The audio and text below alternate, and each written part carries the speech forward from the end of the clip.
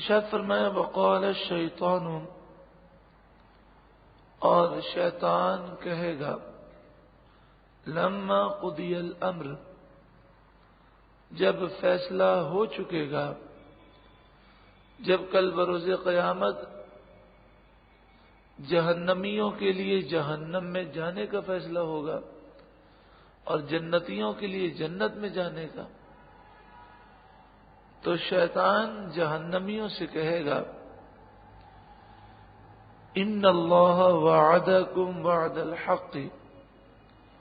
بے شک اللہ نے تمہیں سچا وعدہ دیا،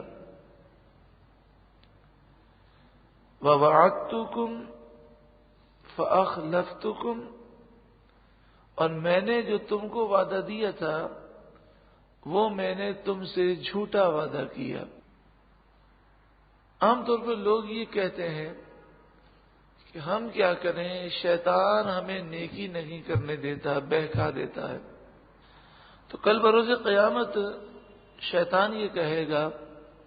وما کان لی علیکم من سلطان، میرے پاس تم پر کوئی غلبہ نہیں تھا، میرا تم پر کچھ قابو نہ تھا، الا ان دعوتکم فاستجبتم لی،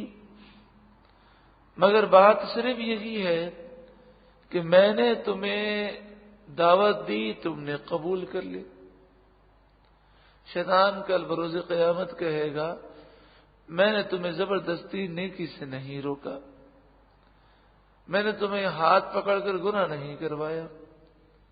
صرف میں نے غلط مشورہ دیا، تم نے قبول کر لیا۔ تمہیں اللہ نے عقل دی تھی، تمہیں کیا ضرورت تھی میرا غلط مشورہ قبول کرتے؟ اور حقیقت بھی یہی ہے کہ شیطان صرف غلط مشورہ دے سکتا ہے، نہ تو زبردستی وہ نیکی سے روک سکتا ہے اور نہ ہی زبردستی وہ گناہ کروا سکتا ہے۔ اور جہاں تک تعلق ہے غلط مشورے کو قبول کرنا، تو آپ دنیا میں دیکھیں اگر کوئی کسی کے غلط مشورے کو قبول کرے اور اس کی وجہ سے وہ ہلاک ہو جائے، نقصان ہو جائے، تو ہر کوئی اسی کو ملامت کرے گا، بھی تجھے قبول کرنے کی ضرورت کیا تھی؟ شیطان تو ایسی باطل قوت ہے کہ جس کے متعلق اللہ تبارک و تعالی نے ہمیں بتا دیا کہ یہ تمہارا کھلا دشمن ہے۔ تو دشمن کے مشوروں کو قبول کرنا کتنی بڑی نادانی ہے۔ فلا تلومونی، تو اب تم مجھ پر الزام نہ رکھو، ولوموا انفسکم، بلکہ خود اپنے اوپر الزام رکھو، یعنی مجھے برا نہ کہو، اپنے آپ کو برا کہو۔ ما انا بمصرخکم، نہ میں تمہاری فریاد کو پہنچ سکوں گا، وما انتم بمصرخی، اور نہ ہی تم میری فریاد کو پہنچ سکو گے، یعنی نہ میں تمہاری مدد کر سکتا ہوں نہ تم میری کر سکتے ہو۔ انی کفرت بما اشرکتمون من قبل، اور جو تم نے مجھے اس سے پہلے اللہ کا شریک ٹھہرایا، یعنی اللہ کے حکم کی بجائے تم نے میرا حکم مانا، میں تمہاری ان حرکتوں سے سخت بیزار ہوں۔ ان الظالمین لهم عذاب علیم، بے شک ظالموں کے لیے دردناک عذاب ہے۔ کتنا پیارا درس دیا جا رہا ہے کہ اے بندے شیطان کی باتوں کو نہ مان، کہ یہ شیطان تمہیں کسی کام نہیں آئے گا، اور کل بروز قیامت وہ تمہیں ذلیل و رسوا کرے گا۔ وَأُدْخِلَ الَّذِينَ آمَنُوا وَعَمِلُوا الصَّالِحَاتِ، جو ایمان لائے اور انہوں نے اچھے عمل کیے وہ لوگ داخل کیے جائیں گے جنات تجری من تحتها الانہار، ایسی جنتوں میں جن کے نیچے نہریں رواں دواں ہیں، خالدین فیہا، وہ اس میں ہمیشہ رہنے والے ہیں، بِإِذْنِ رَبِّهِمْ اپنے رب کے اذن سے، تحیتہم فیہا سلام، یہ آپس میں جب بھی ملاقات کریں گے تو ایک دوسرے کو سلام کریں گے۔ أَلَمْ تَرَ كَيْفَ ضَرَبَ اللَّهُ مَثَلًا، کیا تم نے نہ دیکھا کہ اللہ کیسی مثال بیان فرماتا ہے، کلمۃ طیبہ، کلمہ طیبہ کی، لا الہ الا اللہ محمد رسول اللہ صلی اللہ علیہ وسلم، یہ کلمہ طیبہ ہے۔ ایمان لانا یہ کلمہ طیبہ ہے، نیکی کرنا یہ کلمہ طیبہ ہے، یعنی پاکیزہ جو گفتگو ہے، پاکیزہ جو کلام ہے، اس کی اللہ مثال بیان فرماتا ہے۔ کشجرۃ طیبہ، جیسے پاکیزہ درخت، اصلها ثابت، جس کی جڑ قائم ہے، اندر تک ہے، وفرعها فی السماء، اور اس کی شاخیں آسمانوں میں ہیں، یعنی بڑا مضبوط اگر درخت ہے جس کی جڑیں جو ہیں وہ دور دور تک پھیلی ہوئی ہیں، تو زمین سے وہ پانی حاصل کرتا ہے، اس کی شاخیں جو ہیں آسمانوں تک ہیں، تو اوپر کا جو شبنم ہے اس سے بھی وہ پانی حاصل کرتا ہے۔ یعنی مراد یہ ہے کہ یہ ایک ایسا درخت ہے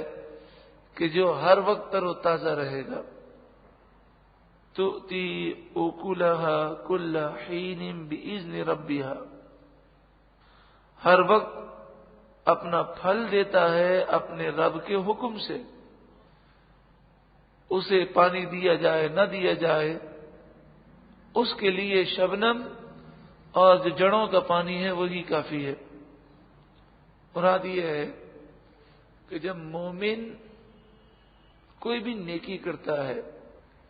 تو کلمہ طیبہ کی برکتیں ہیں کہ اس نیکی کا پھل مومن کو دنیا اور آخرت میں دیا جاتا ہے، اور ایسا پھل دیا جائے گا جو کبھی ختم نہیں ہوگا۔ وَيَضْرِبُ اللَّهُ الْأَمْثَالَ لِلنَّاسِ لَعَلَّهُمْ يَتَذَكَّرُونَ، اور اللہ لوگوں کے لیے مثالیں بیان کرتا ہے تاکہ وہ سمجھیں۔ وَمَثَلُ كَلِمَةٍ خَبِيثَةٍ،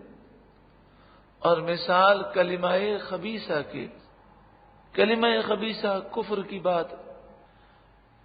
کشجرۃ خبیثۃ، جیسے گندا درخت، اجتثت، اور ملا کے پڑھیں گے تو خبیثۃ نجتثت، تو یہاں پر تو چونکہ قرآن کے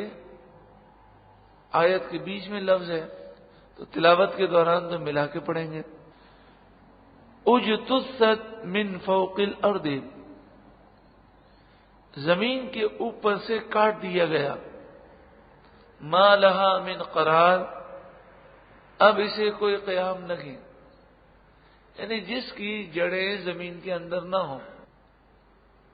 اور آپ اسے اوپر سے کاٹ دیں وہ ختم ہو جاتا ہے، لیکن جس کی جڑیں دور دور تک پھیلی ہوئی ہیں، اگر درخت کو ایک جگہ سے کاٹیں تو دوسری جگہ سے نکل آتا ہے، دوسری جگہ سے کاٹیں تو تیسری جگہ سے نکل آتا ہے۔